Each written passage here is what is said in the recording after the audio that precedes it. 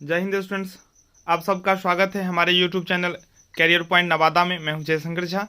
आप सबका अब एग्ज़ाम होने वाला है, जिसके लिए मैं लगातार वीडियो अपलोड करूंगा, लाइव क्लास के माध्यम से भी पढ़ाऊंगा, ताकि आप लोगों का एग्ज़ाम बहुत अच्छा हो। अभी मैं आप लोगों के लिए बिजनेस रेगुलेटरी फ्रेमवर्क यानी कि बिजनेस लॉ भी हम लोग इसे कहते हैं, उसका एक एक महत्वपूर्ण वीडियो देखेंगे। आप लोगों को पहले ही 10 इम्पोर्टेंट क्वेश्चन बता दिया गया है जिसका आपको प्रिपरेशन करके एग्ज़ाम में जाना ही जाना है, तो आप अपने स्तर से भी उसका तैयारी कर सकते हैं। वैसे मैं भी वीडियो बना के सभी 10 क्वेश्चन को कम से कम प्रिपरेशन जरूर करवा दूंगा, ताकि आप एग्ज़ाम में जो थ्योरी लिखना सबको थोड़ा टफ लगता है वो आप आसानी से लिख सकते हैं। कैसे थ्योरी लिखना है, कैसे वर्ड बनाना है, ये सभी बातों को मैं आप सबसे शेयर करूँगा। ठीक है, अगर आपको अच्छा लगे तो आप ज़रूर चैनल को सब्सक्राइब कर लें, वीडियो को लाइक कर दें और कम से कम अपने फ्रेंड्स से ज़रूर शेयर कर दें, ताकि उन्हें भी बेनिफिट्स मिल सके। और जब इस चैनल के माध्यम से अच्छे खासे स्टूडेंट्स जुड़ जाएंगे तो लाइव क्लास करने में भी अच्छा लगेगा। तो इस वीडियो यह पहला वीडियो है, इस वीडियो को आप इतना शेयर कीजिए ताकि कम से कम 40-50 स्टूडेंट्स सेकेंड पार्ट का जुड़ जाए, ताकि हम कल से ही लाइव क्लास आप लोगों के लिए प्रदान कर सकूं। पहला जो क्वेश्चन है वह अनुबंध को परिभाषित कीजिए। देखिए कितना क्वेश्चन है, जबकि आंसर एक ही लिखना है। यानी कि आपको सबसे पहले क्वेश्चन समझना चाहिए, आंसर से ज़्यादा जरूरी होता है क्वेश्चन को समझना। जब आप क्वेश्चन को समझ जाएंगे तो आप आंसर अपने मन से भी लिख सकते हैं। देखिए अनुबंध को परिभाषित कीजिए। अनुबंध क्या है, अनुबंध किसे कहते हैं, कुछ भी एग्जाम में आएगा तो आप यह लिख सकते हैं। एक वैध अनुबंध के आवश्यक लक्षण बताइए। Define contract and discuss the essential element of a valid contract. या सभी अनुबंध ठहराव होते हैं लेकिन सभी ठहराव अनुबंध नहीं होते हैं, व्याख्या कीजिए। All contracts are agreements. जो कॉन्ट्रैक्ट होगा वो एग्रीमेंट होगा ही, but all agreements are not contract. ये एक स्टेटमेंट है जो कि राइट स्टेटमेंट है। ये ट्रू और फॉल्स में पूछ सकता है, जिसका आंसर आपको ट्रू लिखना पड़ेगा। ठीक है, मैं एक ही क्वेश्चन में बहुत बातों को समझाऊंगा। पढ़ तो आप वैसे भी सकते हैं गेस से, लेकिन मैं एक एक कंसेप्ट को समझाऊंगा, इसलिए आप एक एक पॉइंट को ध्यान से समझें जाने। फिर भी कहीं भी आपको कोई डाउट होता है तो आप कमेंट में आप अपना प्रॉब्लम छोड़ दीजिए, मैं आपको सॉल्यूशन दूंगा। या एक व्हाट्सएप ग्रुप मैंने बना दिया है ताकि आप लोगों को पढ़ने में आसानी हो, तो आप उस ग्रुप को ज्वाइन करने, जिसका लिंक आपको इस वीडियो के डिस्क्रिप्शन में मिल जाएगा। आप उस ग्रुप में अपना प्रॉब्लम शेयर कीजिए, बहुत सारे स्टूडेंट्स आपको हेल्प करेंगे। अगर किसी से हेल्प नहीं होगा तो मैं आपको हेल्प कर दूंगा। देखिए एक और क्वेश्चन ऐसे भी पूछ सकता है, जो अनुबंध एक ऐसा ठहराव है जो राज नियम द्वारा प्रवर्तनीय है, इस परिभाषा की व्याख्या कीजिए। तो वैध अनुबंध के आवश्यक लक्षण बताइए। या सभी संविदा समझौते। तो चलिए अब हम देखते हैं इसका क्या राइट आंसर होना चाहिए। चलिए सबसे पहले अनुबंध क्या होता है ये समझ लीजिए। समझौता शायद हम और आप जानते हैं, अपने डेली लाइफ में हम सब समझौता करते हैं। ठीक है, संविदा बनाते हैं। जैसे कि हमको किताब बेचना है तो हम किताब बेचने के लिए किसी व्यक्ति के पास जाएंगे, उन्हें अपना बात बताएंगे जो मुझे किताब बेचना है, तो वो उसको लेने के लिए सहमत होगा या नहीं होगा, ये डिपेंड करता है। तो दोनों के बीच में हुआ नहीं, हम किताब ले लेंगे, उसका एक मैंने प्राइस रख लिया 50 रुपये में, यह पुस्तक हम बेचेंगे, उन्होंने लेने के लिए तैयार हो गया, तो ये एक समझौता हो गया।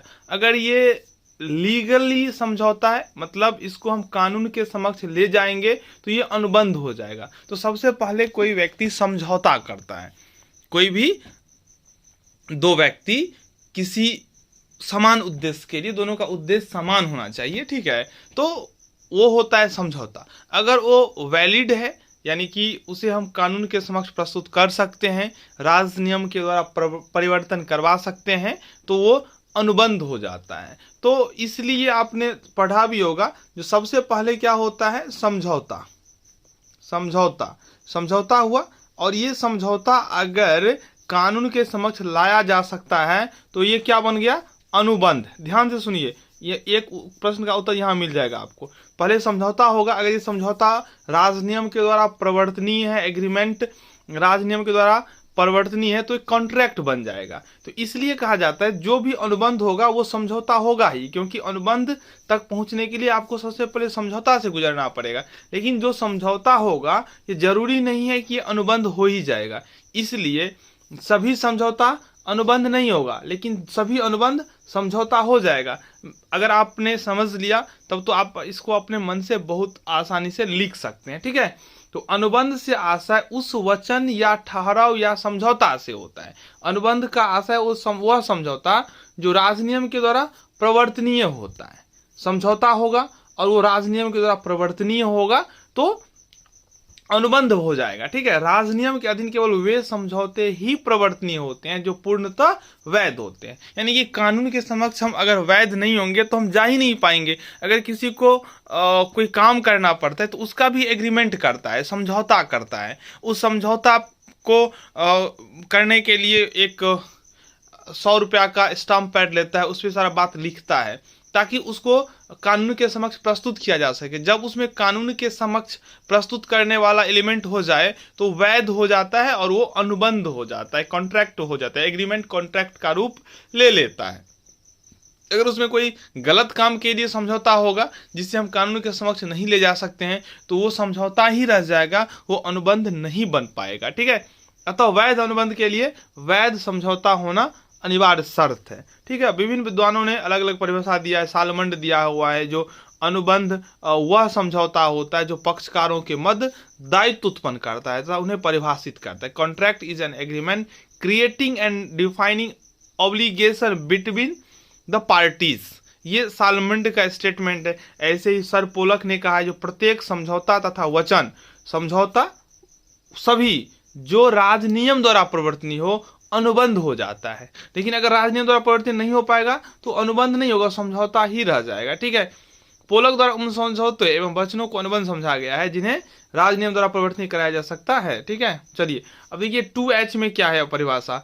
अनुबंध एक ऐसा ठहराव है, अनुबंध क्या है, ठहराव है, समझौता है जो कि राजनियम द्वारा प्रवर्तन। आप देखेंगे तो सभी ने घुमा फिरा के एक ही परिभाषा बोला है, एक ही बातों को कहा है, बस किसी को कोई पूंछ पकड़ के बोल दिया, कोई सिंह पकड़ के बोल दिया, लेकिन बोला है सब एक ही बात। जो समझौता होगा, समझौता को अगर राजनियम के द्वारा हम परिवर्तन करवा सकते हैं तो वो हो जाएगा क्या, वो हो जाएगा अनुबंध। अगर राजनियम के द्वारा परिवर्तन नहीं होगा तो अनुबंध नहीं होगा, मतलब वैलिड होगा, वैध होगा तो राजनियम द्वारा परिवर्तन नहीं होगा तो अनुबंध होगा। तो वैध समझौता को अनुबंध कहा जाता है। अगर आप ऐसे भी लिख सकते हैं, वैध समझौता को अनुबंध कहा जाता है। तो आप अपने मन से एलिमेंट्स ढूंढिए और बोलिए, लिखिए। अगर संक्षेप में देखिए तो वैध अनुबंध एक ऐसा समझौता है, वैध अनुबंध क्या है, समझौता है जो पक्षकारों के मध्य एक विधिक दायित्व उत्पन्न करता है, लायबिलिटीज क्रिएट होता है। उस दायित्व को पूरा करने के लिए विधिक उपचार भी उपलब्ध होता है। कैसे उसको पूरा करना है। भारतीय अनुबंध अधिनियम की धारा 10 के अनुसार सब ठहराव अनुबंध है। जो एग्रीमेंट होगा वो अनुबंध होगा। कब, अगर वो पक्षकारों की स्वतंत्र सहमति से किए जाते हैं, किसी के दबाव में आके नहीं। अगर किसी के कनपट्टी में बंदूक सटा के उनसे अगर कुछ काम करवा लेते हैं, एग्रीमेंट करवा लेते हैं तो वैलिड नहीं होगा, वो अनुबंध नहीं होगा, क्योंकि वो जबरदस्ती करवाया गया है, ठीक है। स्वतंत्र सहमति। उसके बाद अनुबंध करने का उन्हें क्षमता होना चाहिए, यानी कि उसका उम्र 18+ होना चाहिए वयस्क के लिए। अगर वो 18, पहले 21 वर्ष था, अब 18 वर्ष हो गया, अगर वो 18 वर्ष की आयु पूरा कर लिया है तो वो एग्रीमेंट कर सकता है, नहीं तो एग्रीमेंट ही नहीं कर सकता है।